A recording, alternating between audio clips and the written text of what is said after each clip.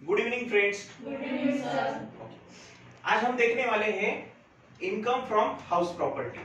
अभी जो taxable income है हाउस प्रॉपर्टी के अगेंस्ट हमें आता है, उसके ऊपर हमें क्या करना है, टैक्स लगाना है। आपने इसके पहले के चैप्टर में देखा होगा कि किस तरीके से हम स्लैब रेट में जो हमारा टैक्सेबल इनकम है, टैक्सेबल पोर्शन है, उसको किस तरीके से हम कैलकुलेट करते हैं, बराबर, how to calculate the tax. उसके बाद आपने ये भी देखा होगा रेसिडेंशियल स्टेटस। उसके बाद हमने ये देखा कि इनकम फ्रॉम सैलरी, सैलरी से जो इनकम आता है टैक्सेबल पोर्शन, वो किस तरीके से कैलकुलेट होता है। आज हमें देखना है कि जो कोई भी असेसी है, जो कोई भी बंदा है, वो हाउस प्रॉपर्टी से इनकम उसके पास जो आता है तो उसे हमें किस तरीके से कैलकुलेट करना है, बराबर है। अभी इसमें सबसे इंपॉर्टेंट बात ये होती है कि हमें इसको इनकम फ्रॉम हाउस प्रॉपर्टी को किस तरीके से हम उसको समझ सकते हैं। अभी पार्ट ये है कि जो कोई भी बंदा ऐसा होता है, उसने बोला कि कुछ मकान हमने रेंट पर दे दिए हैं।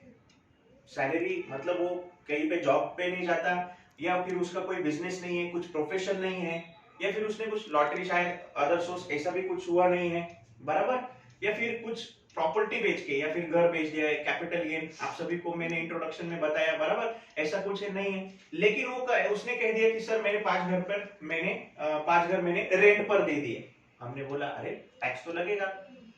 वो बोला कि सर मैं तो जॉब पे नहीं जाता, तो टैक्स कैसे लगेगा। उसको हमें बोलना पड़ता है it will be taxable under the income from house property. कैसे?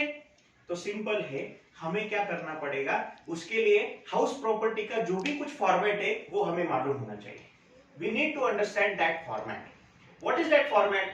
First, there is a gross annual value. The word is gross annual value. Annual value मतलब रेंटल इनकम, बराबर, रेंटल इनकम। अभी रेंटल इनकम क्या है वो हम समझेंगे house property के अंदर, उसको कैसा हम गिन सकते, कंप्यूट कर सकते हैं। अभी वो जो प्रॉपर्टी है जो रेंट पर दी गई है, बराबर, रेंट पर दी गई property, it should be belong to the owner in previous year. आप सभी को तो मालूम है प्रीवियस ईयर और असेसमेंट ईयर। असेसमेंट ईयर में हम कौन सा कैलकुलेट करते हैं, प्रीवियस ईयर का इनकम। तो प्रीवियस ईयर में वो प्रॉपर्टी ओनर को बिलोंग होनी चाहिए, वो खुद की होनी चाहिए, बराबर। अगर प्रीवियस ईयर में वो प्रॉपर्टी असेसी की नहीं है तो वो रेंटल इनकम कैलकुलेट करेंगे नहीं। First thing. सेकेंड थिंग, अगर वो प्रॉपर्टी के ऊपर जो कोई भी प्रॉपर्टी उसने रेंट पर दी है, अगर वो बिजनेस या प्रोफेशन से रिलेटेड है तो वो एचपी में नहीं आएगा। समझ रहे हैं? वो एचपी में नहीं आएगा। उसके बाद है, अगर कोई वैकेंट लैंड, खाली जमीन पड़ी है कहीं पे भी, अगर वैकेंट लैंड ऐसी है, अगर वो रेंट पर दिए तो एचपी में जाएगा नहीं जाएगा। वो किस में जाएगा, इनकम फ्रॉम अदर सोर्स में जाएगा। समझ रहे हो? वो इनकम फ्रॉम अदर सोर्स में जाएगा। तो अभी ये जो सारी चीजें हैं हमें एचपी में ध्यान रखनी है। कोई भी प्रॉपर्टी हो, लैंड या फिर कोई बिल्डिंग ऐसी जिसको हम वर्ड यूज करते हैं अपार्टमेंट, बराबर, जुड़ी हुई है, अगर हमने उसको रेंट पर दिया है और रेंटल इनकम हमें आता है तो वो किस में जाएगा, income from house property. Are you getting my point? Income from house property. अभी ये जो इनकम है इसमें टैक्सेबल होगा, हमें ग्रॉस एनुअल वैल्यू देखनी है। What is gross annual value? इसमें तीन चीजें रहेगी, बराबर। अभी कौन सी है मैं आप लोगों को बताऊं। तो सबसे पहला है फेयर रेंट, बराबर, उसके बाद है म्युनिसिपल रेंट, उसके बाद है स्टैंडर्ड रेंट, बराबर। ये तीनों में हमें क्या करना है, कंपैरिजन करना है। फेयर रेंट और म्युनिसिपल रेंट में कंपैरिजन करेंगे। एक एग्जांपल ही ले लेते हैं, जैसे कि अगर समझो फेयर रेंट है 2,50,000 और म्युनिसिपल रेंट है 2,60,000।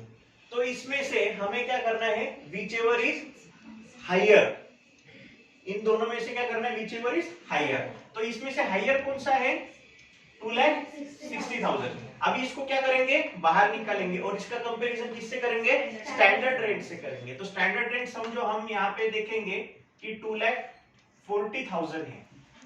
अभी 260 और 240 में से विच एवर इज लोअर, तो इन दोनों में से लोअर कौन सा हो गया, 2,40,000। सो हमारा यहाँ पे एक्सपेक्टेड रेंट क्या आ जाएगा, 2,40,000।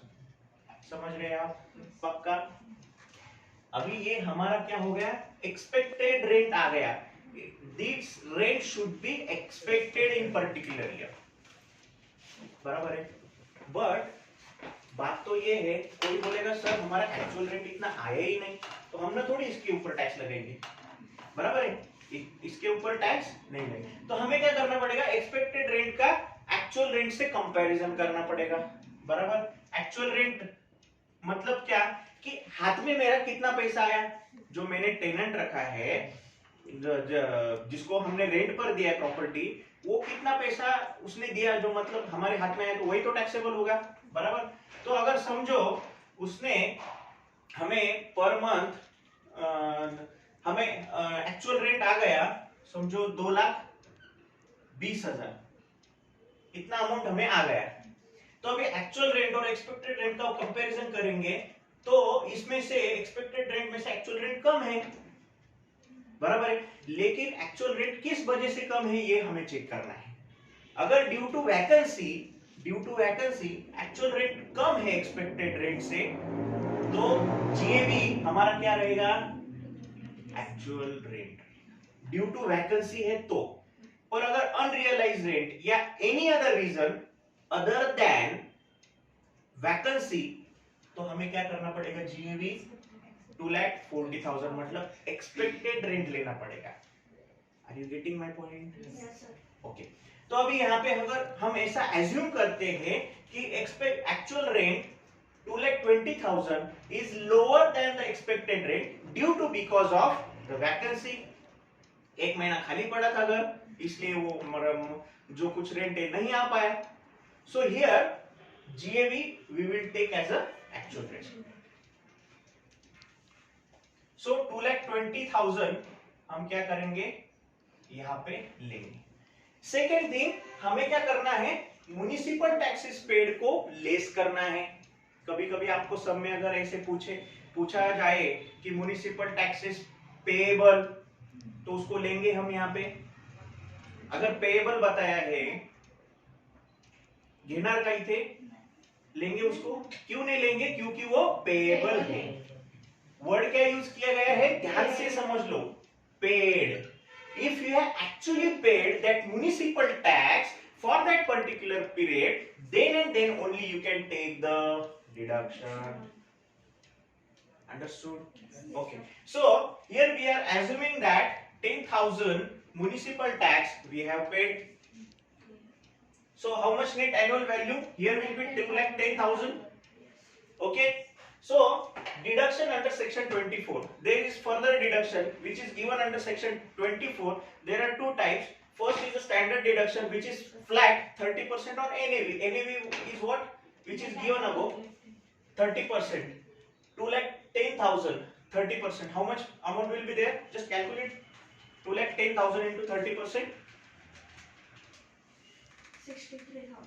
63,000. And interest on borrowed capital. अभी ये क्या है, इसमें भी हमें समझना, मतलब आपको ज्यादा कहाँ पे सोचना है और कहाँ पे दिमाग लगाना है, तो एक ग्रॉस एनुअल वैल्यू पे और दूसरा इंटरेस्ट ऑन बोरोड कैपिटल। यहीं पे भी कुछ हमें जो प्रोविजन है गवर्नमेंट ने फिलहाल अमेंड की है, 2000 से पहले और 2000 के बाद हमें कितना डिडक्शन लेना है, कितना इंटरेस्ट लेना है, वो भी दिया है। मैं आपको आने वाले चैप्टर में लेता हूँ, लेकिन ये भी हमें यहाँ पे समझना है। मतलब अगर कोई भी आया बोले, अगर किसी ने बोला कि मैंने यहाँ से लोन उठाया है और उसके ऊपर इतना इंटरेस्ट लगता है, तो चलेगा? नहीं चलेगा। तो इंटरेस्ट जो है वो कौन से लोन पर मिलेगा हमें, जो दिस प्रॉपर्टी के पर्पस के लिए लिया है, वही इंटरेस्ट अलाउड होगा फर्स्ट। और उसके बाद कुछ प्रोविजंस भी है, मैं आपको वो नेक्स्ट चैप्टर में बताऊंगा। तो यहाँ पे समझो हम ऐसा एज्यूम करेंगे कि इंटरेस्ट ऑन बोरोड कैपिटल समझो है 50,000, तो हम इसको क्या करेंगे, यहां से लेस करेंगे, बराबर। 2,10,000 माइनस 63,000 माइनस 50,000 कितना आएगा ये 97। अभी ये तुम्हारा क्या होगा 97,000 इनकम, इसको बोलेंगे taxable income from house property. Actually your income is 2,20,000, but we are not calculating the whole tax, calculating the tax on this whole amount. Are you getting my point? So the tax will be charged only on the taxable portion of house property. So which is the taxable portion? Taxable income from HP. So only the tax will be charged on this amount. Are you getting my point? Yes. This is a very simple chapter. Okay, but you have to just do a practice about how to calculate the gross annual value.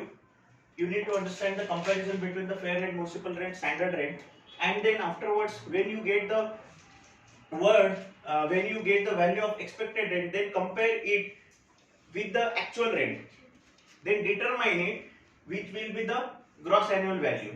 Okay, once you get the gross annual value, you have to find out of if it given in your examination or if you are doing a practice, then you have to find out how much municipal taxes has already been paid. If it is a paid, then you can take deduction. If it is a payable, okay, you cannot take that amount over here. So actual paid amount less from it from the gross annual value, then you will get a net annual value. Then afterwards you have to calculate the deduction under section 24. First there is a standard deduction 30% on NAV, and you have to find out the interest on borrowed capital. Okay, so how much loan we have taken for this property, for the construction or for the purchasing the property, and the interest portion on that particular loan will be deducted. Understood? So we will deduct. इसके regarding कुछ provision है वो हम आगे वाले chapter में देखेंगे क्या है, तो इसको लेस करेंगे और ये हमारा आएगा taxable portion under HP. Are you getting my point? Yes, sir. Do you have any question? No, sir. Okay. Thank you. We'll meet in a next lecture. Thank you.